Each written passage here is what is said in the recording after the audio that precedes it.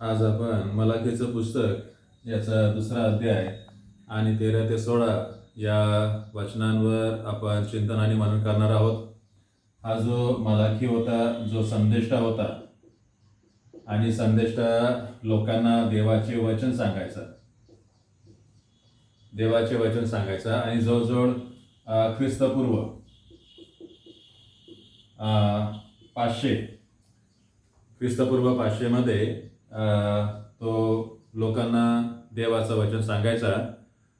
तेव्हाची जी परिस्थिती होती, तेव्हाची परिस्थिती अशी होती की लोक परमेश्वराला विसरू लागले होते आणि परमेश्वराची भक्ती करण्याऐवजी ते मूर्तीपूजा करू लागले होते. जिवंत देवाला सोडून देऊन हाताने बनवलेल्या मूर्तीची पूजा करू लागले होते आणि ज्या परमेश्वराने त्यांचं तारण केलं, त्यांचा उद्धार केला, गुलामगिरीतून सोडवलं, स्वतंत्र केलं, त्या देवाला ते विसरले होते. आणि मग या लोकांना आठवण व्हावी म्हणून परमेश्वराने मलाकी संदेशाद्वारे त्यांना वचन सांगितलेलं आहे. काय वचन सांगितलेलं आहे ते आपण पाहतो. दुसरा अध्याय आणि विशेष करून त्यामध्ये तो म्हणतो 16वं वचन. या ठिकाणी म्हणतो, परमेश्वर इस्रायलाचा देव म्हणतो, मला सूटपत्राचा तिटकारा आहे.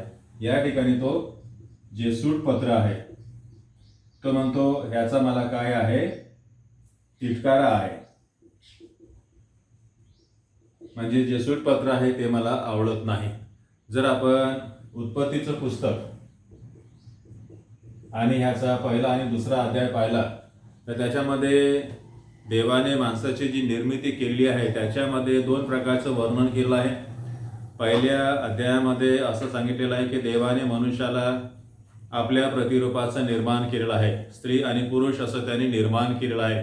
आपल्याशी सदृश्य आणि आपल्या प्रतिरूपाचं निर्माण केलेलं आहे. म्हणजे या ठिकाणी आपण पाहतो, या ठिकाणी पुरुष आहे, या ठिकाणी स्त्री आहे आणि हे दोघे काय आहे, देवाच्या प्रतिरूपाचे आहे.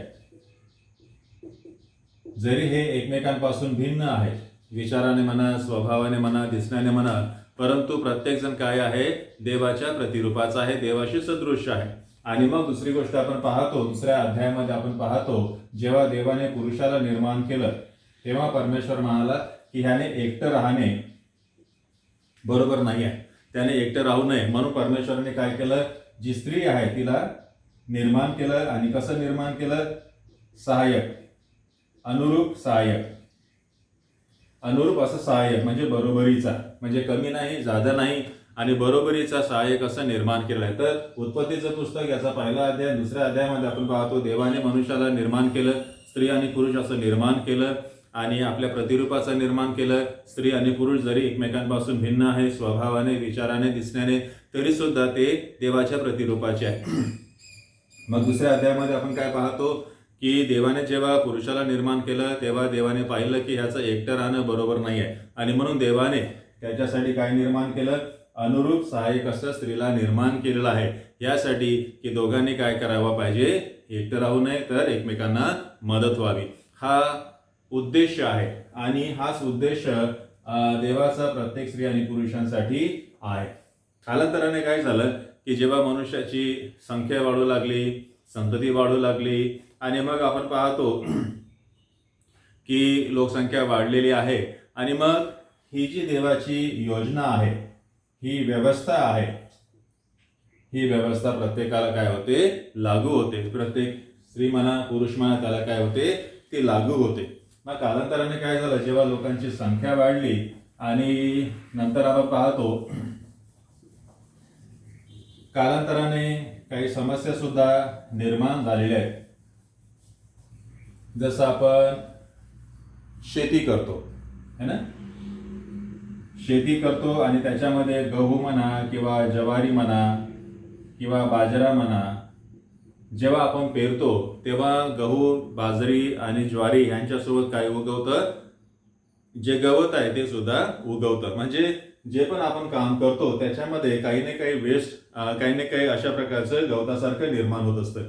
आणि म्हणून देवाची जरी ही व्यवस्था होती की स्त्री आणि पुरुषाने एकटे राहू नये, तर विवाहाच्या द्वारे त्यांनी पती पत्नी म्हणून राहावं आणि हा देवाचा उद्देश व्हावा आणि देवाची जी निर्मिती आहे ती निर्मिती काय व्हावी, त्यांच्याद्वारे निरंतर सुरू राहावी.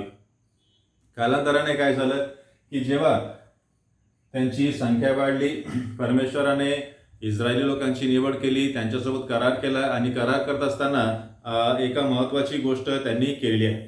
उदाहरणार्थ, जो मोशे होता, जो इस्रायली लोकांचा पुढारी होता, ह्याच्याद्वारे देवाने काय केलं, इस्रायली लोकांना एक नियमशास्त्र दिलेलं आहे आणि देवाने सांगितले की जेव्हा तुम्ही कनान देशामध्ये राहाल तेव्हा तिथलच्या रीतिरिवाजाप्रमाणे राहू नका, तिथलचे जे संस्कार आहे त्याप्रमाणे राहू नका, तिथलचे लोक काय करतात त्यांच्या धार्मिक रीतिरिवाजाप्रमाणे नाही. तर परमेश्वराने त्यांना नियमशास्त्र दिलेलं आहे आणि त्यांना सांगितलं की जेव्हा तुम्ही कनान देशामध्ये जाल तेव्हा ह्या नियमशास्त्राप्रमाणे तुम्ही काय करायचं आहे, तिथे राहायचं आहे. तर ह्या नियमशास्त्रामध्ये अनुवादाचं पुस्तक याचा 24वा अध्याय आणि 1 ते 4 यामध्ये एका महत्त्वाच्या गोष्टीचा उल्लेख केलेला आहे. अनुवादाचं पुस्तक आणि याचा 24वा अध्याय, त्यामध्ये एक महत्त्वाची गोष्ट सांगितलेली आहे. तो म्हणतो, एखाद्या पुरुषाने एखाद्या स्त्रीशी लग्न केल्यानंतर, म्हणजे या ठिकाणी एक पुरुष आहे आणि त्याने एक लग्न केलं आहे आणि लग्नानंतर बघा काय झालेलं आहे. लग्नानंतर त्याला तिची वागणूक अनुचित वाटल्यामुळे ती त्याला आवडीनिशी झाली. बघा या ठिकाणी काय झालं, लग्न तर झालेलं आहे, स्त्रीचं आणि पुरुषाचं लग्न तर झालेलं आहे, परंतु लग्नामुळे काय झालं, त्यांची जी वागणूक आहे, वागणूक जर योग्य वाटत नसेल, तिची वागणूक अनुचित वाटल्यामुळे, तिची जी वागणूक आहे ती जर बरोबर नसेल आणि त्याच्यामुळे काय झालं, वागणूक बरोबर नसल्यामुळं ती काय झालेली आहे, नावडती झालेली आहे. मग अशा स्थितीमध्ये काय झालेलं आहे, तर त्याने सूटपत्र देऊन तिच्या हाती द्यावे व तिला घराबाहेर काढावे, असं या ठिकाणी सांगितलेलं आहे. की जेव्हा लग्न होतं आणि लग्नानंतर जी वागणूक आहे ती जर बरोबर नसेल, अनुचित असेल तर मग त्याने काय करायला पाहिजे, सूटपत्र या ठिकाणी द्यायला सांगितलेलं आहे. तर या ठिकाणी आपण पाहतो मलाकीचं पुस्तक या ठिकाणी परमेश्वर काय म्हणतो की जे सूटपत्र आहे त्याचा मला काय आहे, तिटकार आलेला आहे. परंतु त्याच देवाने मोशेच्या द्वारे इस्रायली लोकांना काय सांगितलेलं आहे, अशा प्रकारची जर वागणूक असेल, जर वागणूक बरोबर नसेल, ज्याच्यामुळं त्रास होत असेल, तर मग तुम्ही काय करू शकता, सूटपत्र देऊ शकता. तर एका ठिकाणी आपण पाहतो देव म्हणतो सूटपत्र देऊ शकता आणि देव एका ठिकाणी, दुसऱ्या ठिकाणी परमेश्वर म्हणतो नाही नाही नाही, मला सूटपत्राचा काय आहे, तिटकार आहे. का बरं परमेश्वराने असं केलं असेल? मोशेच्या द्वारे परमेश्वर इस्रायली लोकांना म्हणाला की लग्नानंतर जर वागणूक, एकमेकांची वागणूक, जी गोष्ट स्त्रीला लागू होते तीच गोष्ट पुरुषांना सुद्धा लागू होते. मग आपण थोडंसं इन्क्लुझिव्ह भाषेमध्ये समजून घेण्याचा प्रयत्न करूया. जर त्यांची वागणूक जर बरोबर नसेल तर त्यांना सूटपत्र द्यायला सांगितलेलं आहे, म्हणजे त्यांना विभक्त व्हायला परवानगी दिली आहे. परंतु मलाकीच्या काळामध्ये, मोशेचा काळ या ठिकाणी मोशे आहे आणि मोशेचा जो काळ होता जवळजवळ 1500 BC, ख्रिस्तपूर्व 1500 BC, आणि या ठिकाणी मलाकी आहे तो जवळ 500 BC, म्हणजे ख्रिस्तपूर्व 500. ह्या दोघांमध्ये जवळजवळ 1000 वर्षाचं काय आहे, अंतर आहे. 1000 वर्षाआधी परमेश्वर मोशेच्या द्वारे इस्रायली लोकांना म्हणाला की ठीक आहे, लग्नानंतर जर समजा एकमेकांची वागणूक जर बरोबर नसेल तर तुम्ही काय करू शकता, सूटपत्र देऊन विभक्त होऊ शकता. परंतु 1000 वर्षानंतर मलाकी संदेशाच्या द्वारे परमेश्वर काय म्हणतो, नाही नाही, मला काय आहे, हे जे सूटपत्र आहे याचा काय आहे, तिटकार आहे, म्हणजे मला ते मान्य नाही. का बरं परमेश्वराने एका ठिकाणी असं म्हटलं आणि दुसऱ्या ठिकाणी म्हटलं की मला त्याचा तिटकार आहे? हे समजून घेण्यासाठी आपण एक उदाहरण पाहूया. ते उदाहरण म्हणजे जसं परमेश्वराने या ठिकाणी सूटपत्राचं बद्दल सांगितलेलं आहे, तसंच परमेश्वराने यज्ञार्पण है ना, यज्ञ करण्याबद्दल परमेश्वराने सांगितलं होतं तेव्हाच है ना. या ठिकाणी मोशे आहे जवळजवळ 1500 BC मध्ये, आणि परमेश्वराने मोशेच्या द्वारे इस्रायली लोकांना सांगितलं की जर कळत न कळत काही चुका झाल्या असतील, काही पाप झाला असेल आणि त्यांची जर क्षमा व्हायची असेल तर तुम्ही काय करायचं आहे, तुम्ही यज्ञार्पण करायचं आहे. एखादं गोकुळ म्हणा किंवा पक्षी म्हणा ते मंदिरामध्ये आणायचं आहे, याजकाला द्यायचं आहे.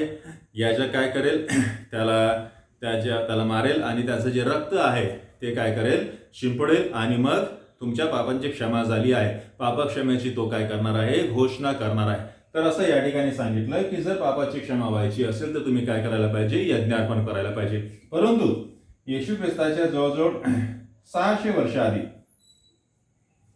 होशे नावाचा एक संदेष्टा होता आणि होशेचं पुस्तक याचा 6वा अध्याय आणि 6वं वचन याच्यामध्ये परमेश्वर बघा काय म्हणतो, मला यज्ञाचा काय आहे, तिटकारा आहे. मला यज्ञ नको, मला काय पाहिजे, दया पाहिजे. बघा या ठिकाणी परमेश्वर म्हणतो तुम्हाला जर पापांची क्षमा व्हायची असेल तर तुम्ही यज्ञ करा. परंतु होशेच्या द्वारे परमेश्वर काय म्हणतो, नाही नाही, मला यज्ञामध्ये संतोष नाही आहे, मला त्याच्यामध्ये मला ते आवडत नाही. तुम्ही काय करायला पाहिजे, दया करायला पाहिजे. का बरं परमेश्वर एका ठिकाणी यज्ञ करायला सांगतो आणि दुसऱ्या ठिकाणी म्हणतो की मला यज्ञ नको? त्याचं कारण सूटपत्राबद्दल असो किंवा यज्ञार्पण असो, परमेश्वराने जे काही सुरुवातीला सांगितलं लोक काय करू लागले, त्याचा दुरुपयोग करू लागले.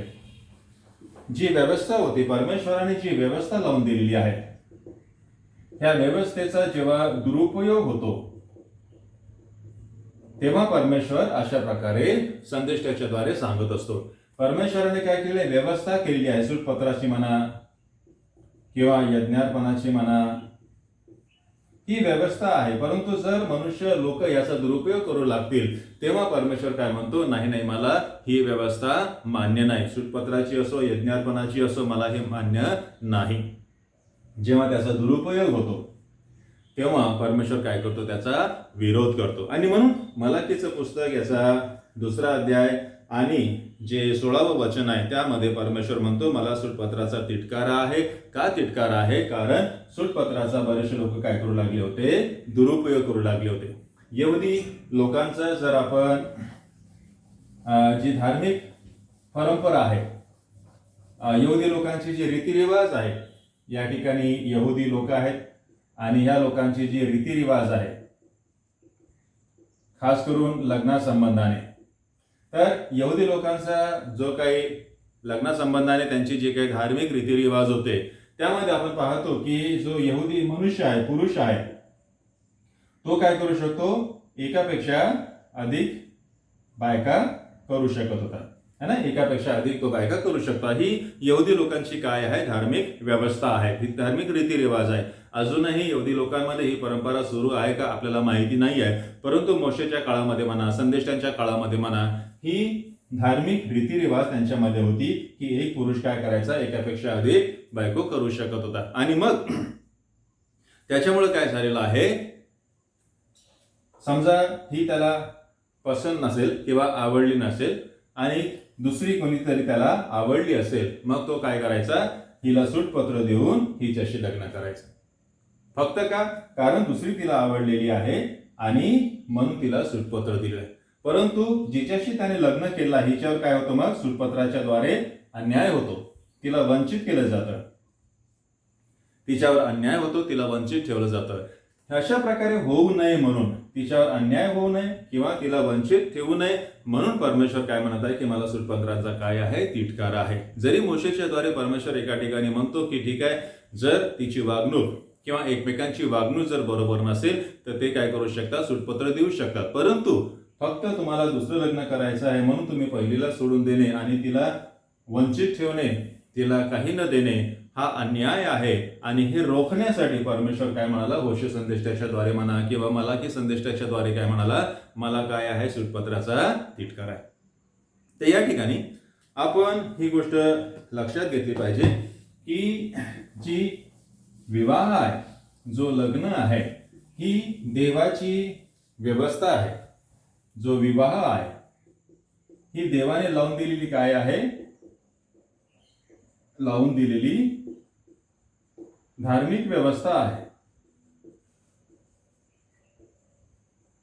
ही धार्मिक व्यवस्था आहे. देवाने काय म्हटलेलं आहे की मनुष्याने एकटं राहू नये, तर त्यांनी विवाह करावं आणि म्हणून विवाह ही परमेश्वराने लावून दिलेली धर्मव्यवस्था आहे. परंतु काय झालं, कालांतराने त्याच्यामध्ये काही अडचणी निर्माण होऊ लागल्या आणि ह्या अडचणीमुळे म्हणजे समजा एकमेकांची जी वागणूक आहे, ह्या वागणुकीमुळे काय होऊन राहिलं की म्हणा वादविवाद म्हणा किंवा मनमुटाव म्हणा आणि अनेक समस्या निर्माण होऊ लागलेल्या आहेत. कित्येक लोक आजही आपण पाहतो लग्न तर करतात परंतु ते स्वीकारत नाही. लग्न करतात आणि मग स्वीकारत नाही, मग म्हणतात, लग्न झाल्यानंतर म्हणतात माझी इच्छा नव्हती, माझ्या जबरदस्ती केली, अशा प्रकारे ते म्हणत असतात. आणि त्याच्यामुळे काय होतं, मग अडचणी निर्माण होतात. आणि मग हा जो प्रश्न आहे, ह्या ज्या अडचणी आहे त्याचं निवारण करण्यासाठी मोशेच्या द्वारे परमेश्वर म्हणाला, ठीक आहे, तुमच्या अडचणी आहेत आणि ही अडचण सोडवण्यासाठी तुम्हाला सुटपत्राची काय आहे, परवानगी आहे. परंतु नंतर काय झालं, फक्त अडचण नाही, तो लोक काय करू लागले, त्याचा दुरुपयोग करू लागले. अडचण आहे म्हणून सुटपत्र ठीक आहे, परंतु सुटपत्राचा लोक दुरुपयोग करू लागले, म्हणून परमेश्वर काय म्हणाला, मला त्याचा तिटकारा आहे. आज आपण जेव्हा ह्या वचनावर चिंतन आणि मनन करत आहोत, तेव्हा आपण ही गोष्ट लक्षात घेतली पाहिजे की जे लग्न आहे ती परमेश्वराची व्यवस्था आहे, परमेश्वराने लावून दिलेली व्यवस्था आहे. आणि जेव्हा आपण लग्न करतो तेव्हा त्याचा स्वीकार करणे आवश्यक आहे आणि लग्नानंतर एकमेकांचा स्वीकार करणे आवश्यक आहे. लग्नानंतर मग आपण असं म्हणू नये की माझी इच्छा नव्हती, माझ्यावर बळजबरी करण्यात आली होती, अशा प्रकारच्या वागण्याने बोलण्याने काय होतं, मग दुरावा निर्माण होतो आणि मग हा दुरावा फार घातक ठरत असतो. आणि त्याच्यापासून सोडण्यासाठी मग परमेश्वर म्हणाला, ठीक आहे, जर तुम्हाला एकत्र नाही राहायचं असेल तर तुम्ही सुटपत्र देऊ शकता, परंतु त्याचा दुरुपयोग मात्र लोकांनी करू नये. तर या ठिकाणी आज आपण काय शिकतो ते हे, लग्नाचा आपण काय करायला पाहिजे, आदर केला पाहिजे, स्वीकार केला पाहिजे, कारण ही देवाने लावून दिलेली काय आहे, व्यवस्था आहे. आणि जरी काही कारणांमुळं एकमेकांना विभक्त व्हावं लागलं, मोशेने सुद्धा सांगितलेलं आहे की ठीक आहे, एकमेकांच्या वागणुकीमुळे जर तुम्हाला एकत्र राहता येत नाही तर तुम्ही विभक्त होऊ शकता. आजही सरकारने सुद्धा मान्य केलेलं आहे आणि चर्चमध्ये सुद्धा ह्या गोष्टीला संमती आहे की ठीक आहे, काही कारणामुळे तुम्हाला जर एकत्र राहता येत नाही तर तुम्ही विभक्त होऊ शकता, परंतु ह्या व्यवस्थेचा, ह्या कायद्याचा लोकांनी काय करू नये, दुरुपयोग करू नये. दुसरी कोणती तरी आवडली म्हणून पहिलीला सोडून देणे, टाकून देणे, तिला वंचित करणे हे बरोबर नाहीये. आणि हे जर असेल, असा जर उद्देश असेल, फक्त दुसरी आवडली म्हणून पहिलीला सोडून देणे असा जर उद्देश असेल, तर मग परमेश्वर काय करतो, त्याचा विरोध करतो. आणि ही गोष्ट आपण लक्षात घेतली पाहिजे.